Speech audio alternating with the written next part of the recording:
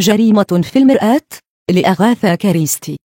لا أملك تفسيرا لهذه القصة، وليست لدي نظريات عن أسبابها وظروفها. إنها مجرد شيء حدث، ومع ذلك أتساءل أحيانا كيف كانت الأمور ستجري لو أنني لاحظت في ذلك الوقت تلك الجزئية الجوهرية الواحدة فقط، التي لم أقدر قيمتها أبدا إلا بعد سنوات عديدة. ولو كنت لاحظتها فأظن أن حياة 3 أشخاص كانت ستتغير كليا. وهذه فكرة مخيفة جدا إلى حد ما. من أجل البدء بالقصة علي أن أعود إلى صيف عام 1914 قبل اندلاع الحرب تماما، عندما ذهبت إلى باغويرثي مع نيل كارسليك. أظن أن نيل كان أفضل صديق لي تقريبا، وكنت أعرف أخاه ألان أيضا، ولكن ليس معرفة جيدة. أما شقيقتهما سيلفيا فلم ألتقي بها أبدا. كانت أصغر من ألان ب2 ومن نيل ب3 سنوات. وحين كنا في المدرسة معا قررنا مرتين أن أقضي جزءا من العطل المدرسية مع نيل في باغويرثي، وفي المرتين حدث طارئ منع ذلك، ولذلك كنت في 23 عندما رأيت بيت نيل وألان لأول مرة. كنا مجموعة كبيرة هناك، وكانت سيلفيا شقيقة نيل قد خطبت لشاب يدعى تشارلز كراولي. كان أكبر منها بكثير كما قال نيل، ولكنه محترم جدا وغني إلى حد ما. أذكر أننا وصلنا في الساعة 7 مساء تقريبا. كان كل واحد قد ذهب إلى غرفته ليغير ملابسه ويستعد للعشاء، فأخذني نيل إلى غرفتي. كان باغويرثي بيتا قديما جذابا ينقصه الترتيب السليم، فقد حقق ساكنوه رغبتهم في إضافة المزيد من البناء إليه خلال القرون ال3 الأخيرة، وكان مليئا بالأدراج الصغيرة صعودا ونزولا وبشكل غير متوقع. كان من تلك البيوت التي يصعب على المرء أن يجد طريقه فيها. وأذكر أن نيل وعدني بأن يعود ويأخذني وهو في طريقه إلى العشاء. لقد كنت أشعر بشيء من الخجل من الالتقاء بأهله لأول مرة، وأتذكر أنني قلت ضاحكا إنه بيت يتوقع فيه المرء الالتقاء بأشباح في الممرات، وقال بلا اكتراث إنه يظن أن البيت مسكون بالأشباح كما قيل، ولكن أحدا منهم لم ير أي شيء، كما أنه لم يكن يعرف الشكل الذي يفترض أن يتخذه الشبح. ثم خرج مسرعا، وبدأت أبحث في حقيبتي عن ملابس أرتديها على العشاء. وقد كنت أقوم بربط ربطة العنق وأنا أقف أمام المرآة، وأرى وجهي وكتفي، وأرى وراء جدار الغرفة حائطا عاديا في وسطه باب. وعندما انتهيت أخيرا من تسوية ربطة العنق لاحظت أن الباب قد بدأ يفتح. لا أعرف لماذا لم ألتفت. أظن أن ذلك كان هو رد الفعل الطبيعي، ولكني لم ألتفت. اكتفيت بمراقبة الباب وهو يفتح ببطء، وعندما فتح رأيت ما في الغرفة وراءه. كانت غرفة نوم، غرفة أكبر من غرفتي وبها سريران. وفجأة حبست أنفاسي، فقد كانت عند طرف أحد السريرين فتاة وحول رقبتها تلتف يد رجل، وكان الرجل يدفعها إلى الوراء ببطء ويضغط على حنجرتها، بحيث كانت الفتاة تختنق ببطء. لم يكن في الأمر أي مجال للخطأ. ما رأيته كان واضحا تماما، فالذي كان يحدث هو جريمة قتل. كان بوسعي أن أرى وجه الفتاة بوضوح، شعرها الذهبي المتألق، ونظرات الرعب المتألم على وجهها الجميل وهو يحتقن ببطء. ولم أكن أرى من الرجل إلا ظهره ويديه، وندبة في الجانب الأيسر من وجهه تمتد حتى رقبته. لقد استغرق حديثي عن ذلك الأمر بعض الوقت، ولكنه لم يستغرق في حقيقته سوى لحظة أو لحظتين بينما كنت أنظر مصعوقا. ثم استدرت بسرعة لإنقاذ الفتاة. وعلى الجدار ورائي، الجدار الذي كان ينعكس في المرآة، لم أر سوى خزانة فيكتورية طراز من خشب البلوط. لم يكن هناك باب مفتوح ولا مشهد عنف. والتفت إلى المرآة مرة أخرى فلم تعكس شيئا سوى الخزانة، والخزانة فقط. مسحت عيني بيدي، ثم ركضت نحو الخزانة وحاولت سحبها إلى الأمام. وفي تلك اللحظة دخل نيل من الباب الآخر في الممر، وسألني عما كنت أحاول عمله. لا بد من أنه أعتقد أنني معتوه. عندما التفت إليه وسألته إن كان يوجد باب وراء الخزانة أو لا، قال نعم، كان هناك باب يؤدي إلى الغرفة المجاورة. سألته عمن كان يشغلها فقال إنه شخص يدعى أودهام، الرائد أودهام وزوجته. وسألته إن كانت السيدة أودهام شقراء الشعر، وعندما رد علي ببرود قائلا إنها سمراء، بدأت أدرك أنني ربما كنت أجعل من نفسي أضحوك. استعدت رباطة جأشه وقدمت تفسيرا غير مقنع، ثم نزلنا إلى الطابق الأرضي معا. قلت لنفسي إنني تعرضت دون شك لنوع من الهلوسة، وأحسست بالخزي والغباء. وعندها قال نيل: أقدم لك أختي سيلفيا. ورأيت أمامي الوجه الجميل للفتاة التي رأيتها لتوي وهي تخنق حتى الموت. وقدمني إلى خطيبها، وكان رجلا طويلا أسمر ذا ندبة تمتد نزولا على خده الأيسر. حسنا، هذا ما جرى، وأريدك أن تفكر وتخبرني ما الذي كنت ستفعله لو كنت مكاني.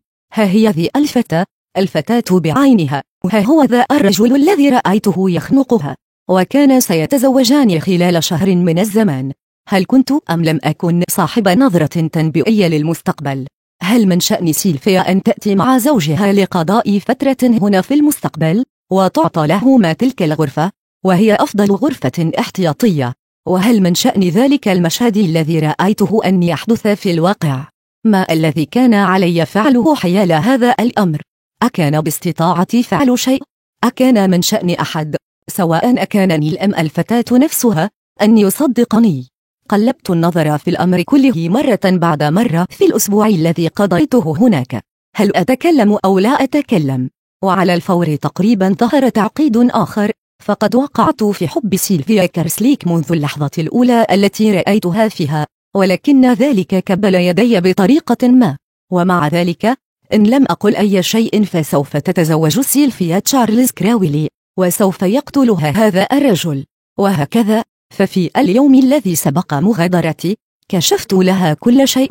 قلت إنني أظن أنها ستعتبرني رجلا به مس من الجنون، ولكني أقسمت بأغلظ الأيمان بأنني رأيت الأمر كما أخبرتها به تماما، وأنني شعرت بأن من واجبي أن أخبرها بتجربتي تلك إن كانت مصممة على الزواج بكراويلي.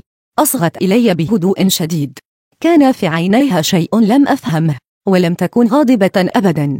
وعندما انتهيت شكرتني بكل جدية، وقد مضيت أكرر لها كالأبله: لقد شاهدت ذلك، شاهدته فعلا. قالت: أنا واثقة من أنك شاهدته ما دمت تقول هذا. إنني أصدقك. خلاصة القول أنني رحلت دون أن أعرف إن كان ما فعلته صوابا أو حماقة. وبعد أسبوع فسخت سيلفيا خطبتها مع تشارلز كراويلي. بعد ذلك وقعت الحرب، ولم أجد متسعا من الوقت للتفكير بأي شيء غير الحرب. وقد صادفت سيلفيا مرة أو مرتين أثناء إجازتي، ولكني كنت أتجنبها قدر الإمكان. كنت أحبها وأريدها كثيرا، ولكني شعرت على نحو ما بأن ذلك لن يكون لائقا. فقد فسخت خطبتها مع كراويلي بسببي، ولذلك بقيت أقول لنفسي إن الطريقة الوحيدة لتبرير التصرف الذي أقدمت عليه أن أجعل موقفي خاليا من أي غرض خاص أو فائدة.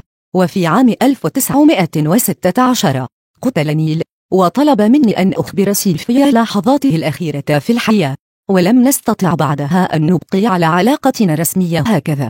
كانت سيلفيا تحبني الكثيرا، وكان هو أفضل أصدقائي. وقد تمكنت من إمساك لساني بصعوبة، وذهبت متضرعا إلى الله أن تأتيني طلقة وتنهي هذا الأمر الصعب كله. فقد أحسست بأن الحياة بلا سيلفيا لم تكن جديرة بأن أحياها، ولكن القدر لم يرمني برصاصة قاتلة. فقد مرت رصاصة واحدة من تحت أذني اليمنى تقريبا، وواحدة أخرى انحرفت عندما أصابت علبة معدنية في جيبي، ولكني لم أصب بأي جرح.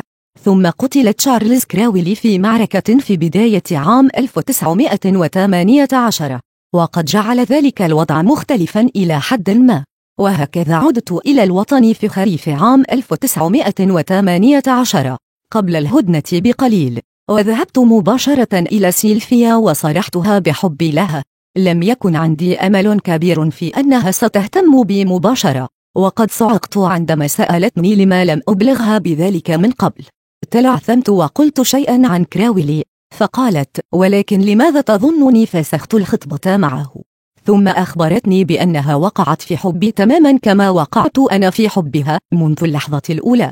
قلت لها إنني ظننت أنها فسخت خطبتها بسبب القصة التي رويتها لها، فضحكت بازدراء وقالت: إن المرء عندما يحب لا يكون على هذا المستوى من الجبن. ثم استعرضنا موضوع تلك الرؤية القديمة التي رأيتها، واتفقنا على أنها كانت غريبة، ولكن لا شيء أكثر من ذلك. مر بعد ذلك وقت طويل ليس فيه ما يمكن إطالة الحديث عنه، فقد تزوجت سيلفيا وعشنا سعيدين، ولكن ما أن أصبحت سيلفيا لي حتى أدركت أنني لم أخلق لأكون زوجا جيدا. كنت أحب سيلفيا بإخلاص، ولكني كنت غيورا لحد السخافة حتى لمجرد ابتسامة تبتسمها لأي واحد، وكان ذلك يصليها في البداية، بل أظنها أحبت ذلك بعض الشيء، فهذا يثبت على الأقل مقدار حبي لها. أما أنا فقد أدركت تماما وبما لا يقبل الشك أنني لم أكن أجعل من نفسي أضحوكة فحسب، بل كنت أعرض راحة بالنا وسعادتنا للخطر، وأقول إنني عرفت ذلك ولكنني لم أملك تغييره. وفي كل مرة كانت سيلفيا تتلقى فيها رسالة ولا تريني إياها، كنت أتساءل عمن أرسلها لها، وإذا ما ضحكت وتحدثت مع أي رجل كنت أجد نفسي متجهما قلقا. كانت سيلفيا في البداية تضحك معي كما قلت، ولعلها كانت في ذلك مزحة كبيرة، ثم لم تعد المزحة مضحكة ممتعة، وفي النهاية لم تعد تراها مزحة أبدا، ثم بدأت بالابتعاد عني شيئا فشيئا. لا أعني بالمفهوم المادي، ولكنها أخفت عني تفكيرها الداخلي، ولم أعد أعرف بماذا تفكر. كانت لطيفة، ولكن على نحو حزين، كما لو كانت بعيدة جدا. وشيئا فشيئا أدركت أنها لم تعد تحبني، لقد مات حبها، وكنت أنا الذي قاتلته. وكانت الخطوة التالية حتمية، ووجدت نفسي أنتظرها وأنا خائف منها. ثم دخل ديريك وينرايت في حياتنا. كان لديه كل ما أفتقر أنا إليه، كان صاحب عقل راجح ولسان عذب، وكان وسيما أيضا، وأنا مجبر على الاعتراف بأنه كان رجلا طيبا. وحالما رأيته قلت في نفسي: هذا هو الرجل الذي يناسب سيلفيا تماما. وقد حاربت سيلفيا ذلك. أعرف أنها قاومت، ولكني لم أساعدها، إذ لم أستطع. كنت أسير تحفظي النكد، وكنت أعاني معاناة شديدة، ولم أستطع أن أمد أصبعا لإنقاذ نفسي. لم أساعدها، بل جعلت الأمور أكثر سوءا، فقد أطلقت لساني عليها ذات يوم، وشتمتها شتما قبيحا. كنت شبه مجنون غيرة وبؤسا، وكانت الكلمات التي قلتها قاسية جدا وغير صحيحة، وقد عرفت وأنا أقولها كم هي قاسية وغير صحيحة، ومع ذلك استمتعت بقولها استمتاعا بهيما. أتذكر كيف أحمرت سيلفيا وانكمشت، وقد دفعتها إلى حافة التحمل، وأتذكر أنها قالت: لا يمكن لهذا أن يستمر. عندما جئت إلى البيت في تلك الليلة كان فارغا، وكانت هناك رسالة وفق الطريقة التقليدية تماما، كانت تقول فيها: ستتركني إلى الأبد، وإنها ذاهبة إلى باغويرثي ليوم أو يومين، وبعد ذلك ستذهب إلى الشخص الوحيد الذي أحبها واحتاج إليها، وإن علي أن أفهم أن ذلك أمر نهائي. أظن أنني لم أكن مصدقا شكوكي حتى تلك اللحظة، فهذه الرسالة التي تؤكد بما لا يقبل الشك أسوأ مخاوفي جعلتني كمجنون. وهكذا ذهبت إلى باغويرثي وراءها بأسرع ما يمكن للسيارة أن تصل به، وأذكر أنها كانت قد غيرت ثوبها لطوها لتناول العشاء عندما اندفعت داخل الغرفة ورأيت وجهها جميلا خائفا. قلت: لا أحد غيري سيأخذك، لا أحد. وأمسكت رقبتها بكلتا يدي وأطبقت عليها وألقيتها إلى الوراء، وفجأة رأيت انعكاسا لنا في المرآة، سيلفيا تختنق وأنا أخنقها، وأثر الجرح على خدي حيث مرت الرصاصة من تحت أذني اليمنى. لا، لم أقتلها، فقد شلني ذلك الكشف المفاجئ، فأرخيت قبضتي وتركت سيلفيا تنزلق إلى الأرض، ثم انهرت، وقامت هي بالترويح عني. نعم، لقد روحت عني. أخبرتها بكل شيء، وأخبرتني هي بأن المقصود بعبارتها الشخص الوحيد الذي أحبها ويحتاج إليها هو أخوها آلان. وفي تلك الليلة دخل كل منا قلب صاحبه، ولا أحسب أن أحدنا ابتعد عن الآخر منذ تلك اللحظة. كانت تلك تجربة تهدئ من غلو المرء وهو يحملها في حياته، ولولا رحمة الله ثم تلك المرأة لا أصبح المرء قاتلا. وشيء آخر مات في تلك الليلة، إنه شيطان الغيرة الذي تملكني فترة طويلة، ولكني أتساءل أحيانا، لنفترض أنني لم أرتكب ذلك الخطأ الأول، أثر الجرح على الخد الأيسر بينما كان في الحقيقة على الخد الأيمن وعاكسته المرآة، فهل سأكون عندها متأكدا لتلك الدرجة من أن الرجل هو تشارلز كراولي؟ هل كنت سأحذر سيلفيا؟ هل كانت ستتزوجني أو تتزوجه؟ أم أن الماضي والمستقبل شيء واحد؟ إنني رجل بسيط ولا أزعم أنني أفهم هذه الأمور، ولكني رأيت ما رأيته، وبسبب ما رأيته فقد أصبح كل منا، أنا وسيلفيا، ملكا للآخر حسب الكلمات التقليدية، إلى أن يفرق الموت بيننا. والآن ما رأيكم بالقصة؟ لا تنسى الاشتراك في القناة ليصلك كل جديد.